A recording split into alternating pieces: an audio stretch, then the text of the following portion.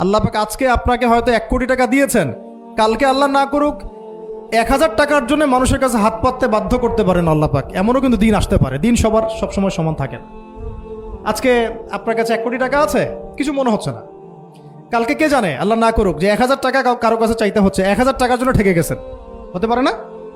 তো রিজিককে মানুষ তাজিম না করলে রিজিক দূরে চলে যায়। দুটো বিষয় খেয়াল রাখবেন, দুটো বিষয়। এক হচ্ছে মাঝে মাঝে মনের মধ্যে কিছু আমল করার ইচ্ছা আসে না?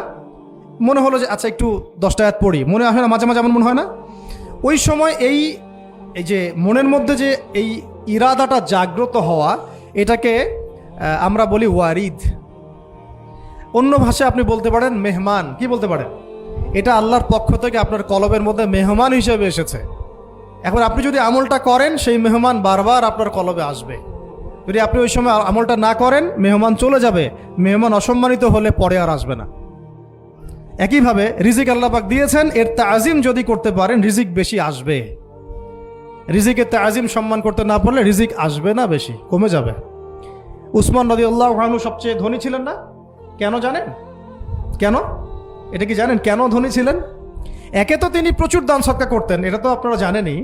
আরেকটা জিনিস অনেকে জানে না, তিনি উটের পিঠে বসেছিলেন, কিছু একটা খাচ্ছিলেন, এই 2-1টা দানা পড়ে গেছে নিচে। উটের